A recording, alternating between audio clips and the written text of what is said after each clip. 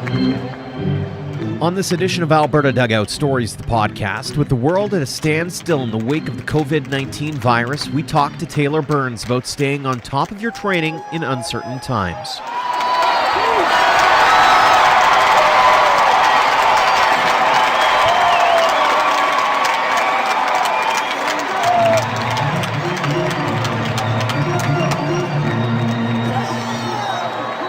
Welcome to episode 80 of Alberta Dugout Stories, the podcast. I'm Joe McFarland.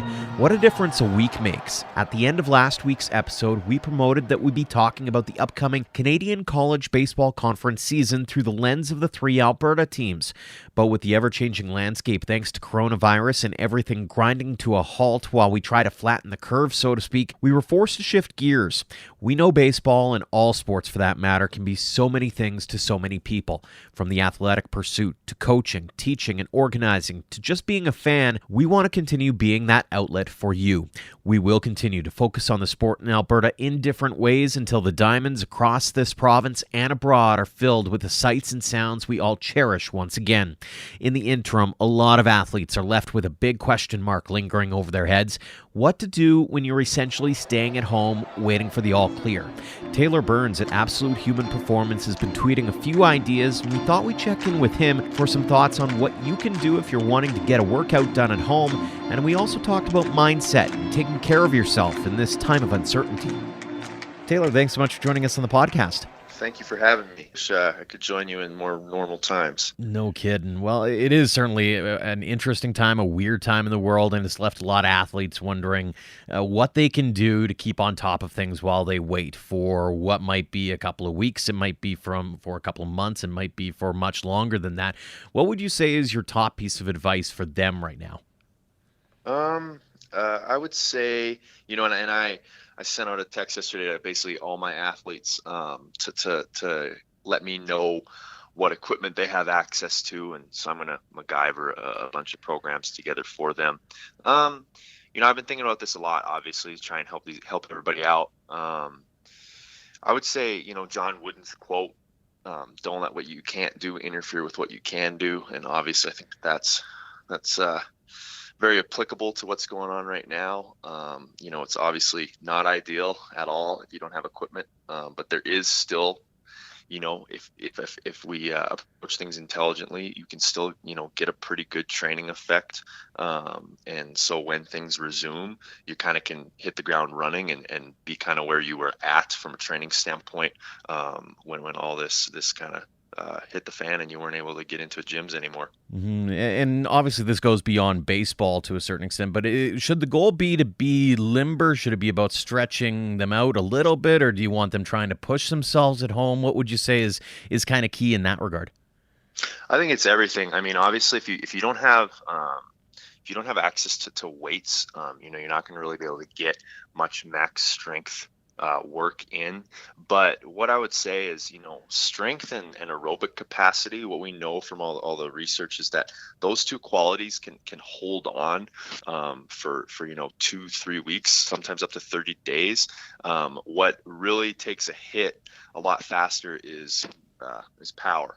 And so obviously, for baseball players, that's the most important thing is our power output.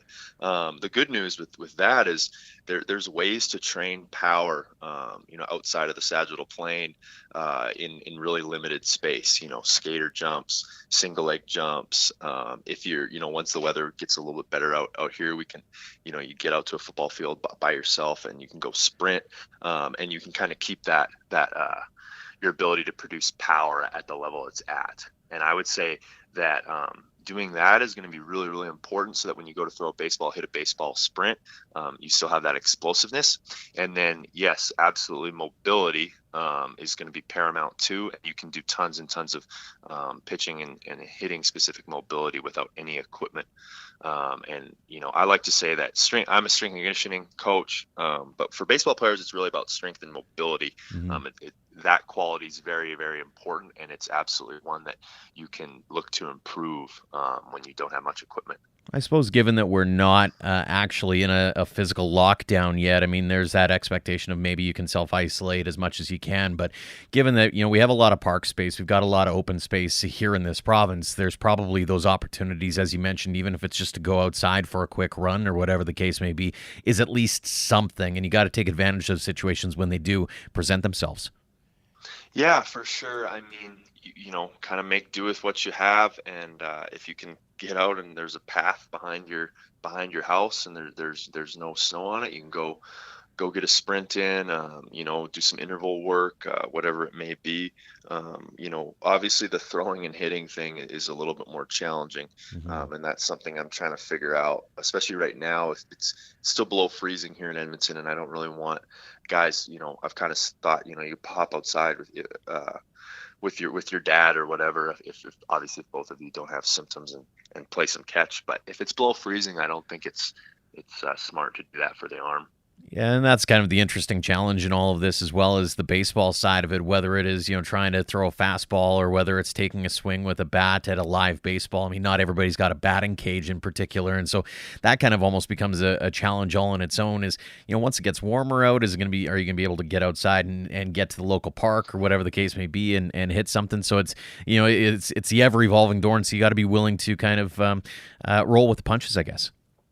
For sure. And the one thing I would say is, if you don't just sit on the couch for a few weeks, and you do what you can, even if it's just nothing but body weight, there are ways, like I can program, ways to keep the rotator cuff really strong, make sure we have that active control into external rotation, ways to make sure, our scapulas are moving properly, and we're still getting some stability through there. And so that even if you go a month without throwing a baseball, if you stay on top of all of those things, it shouldn't be that long of an kind of on-ramp process to get yourself up and rolling, intensity and volume wise from a throwing perspective.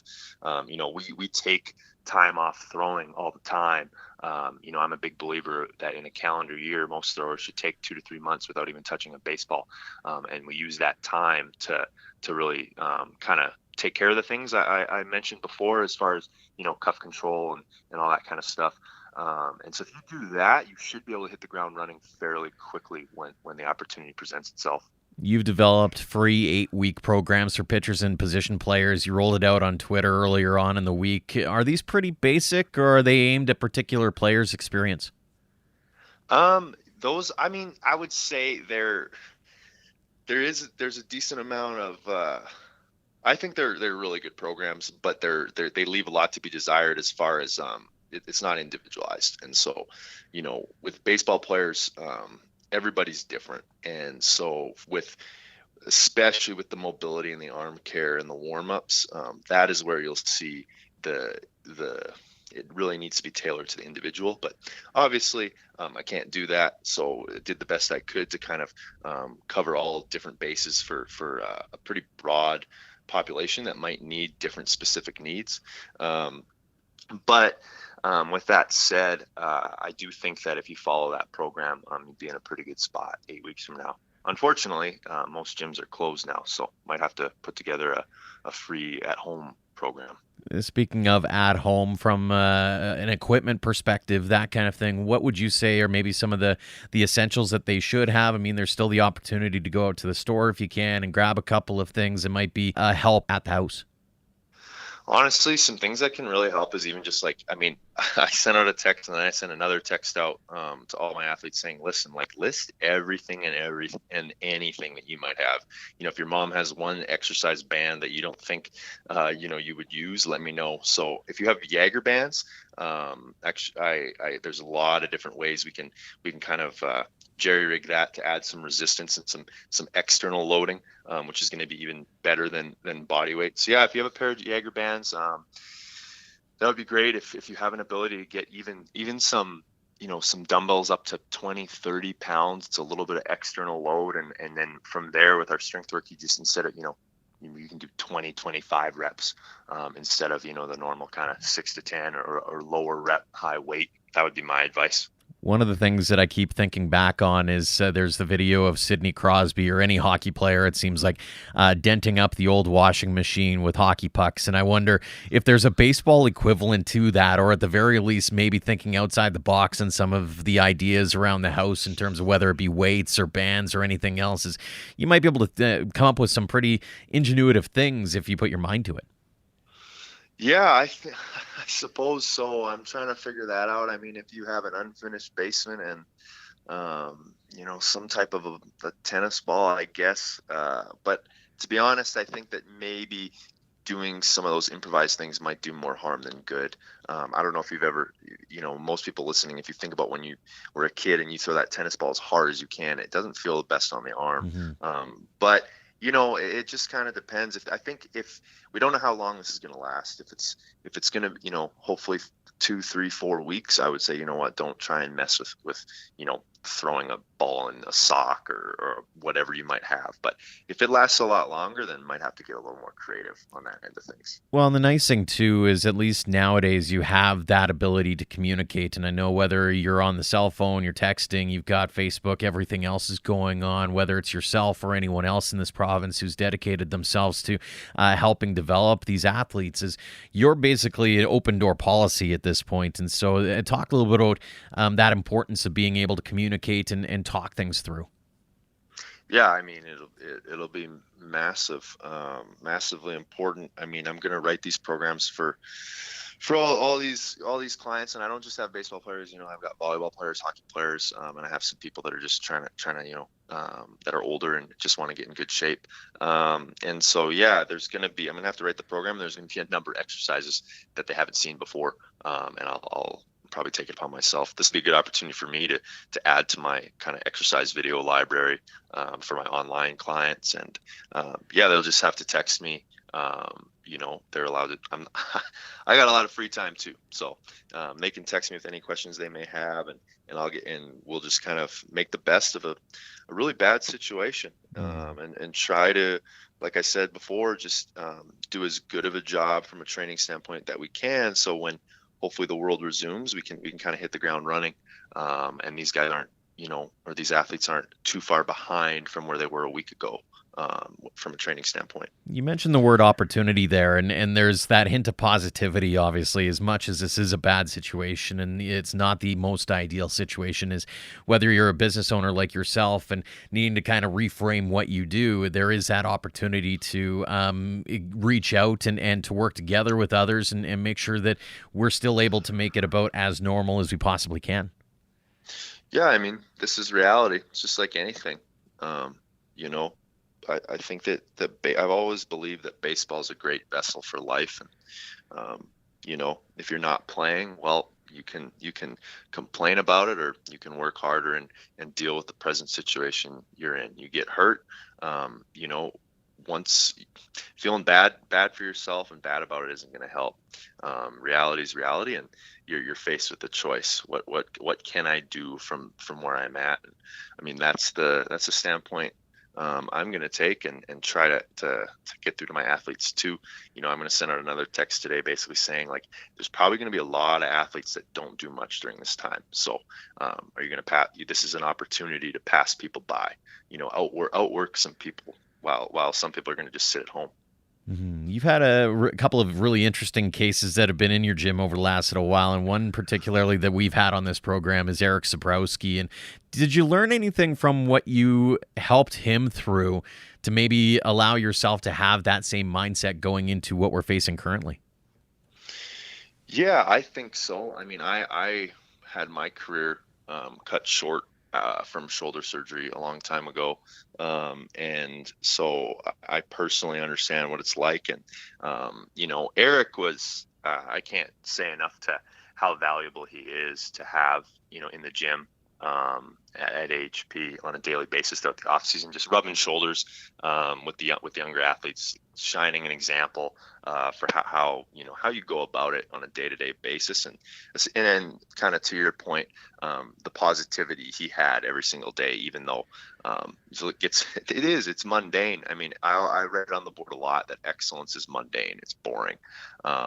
And you've talked to Eric. He's one of the most positive, happy people there is. And I know that he had some times where he was maybe not that way, but certainly not whenever he came into the gym. He came in and got after it, and I think there's a lot of value in attacking things with joy and just positivity, and he's a great example of that.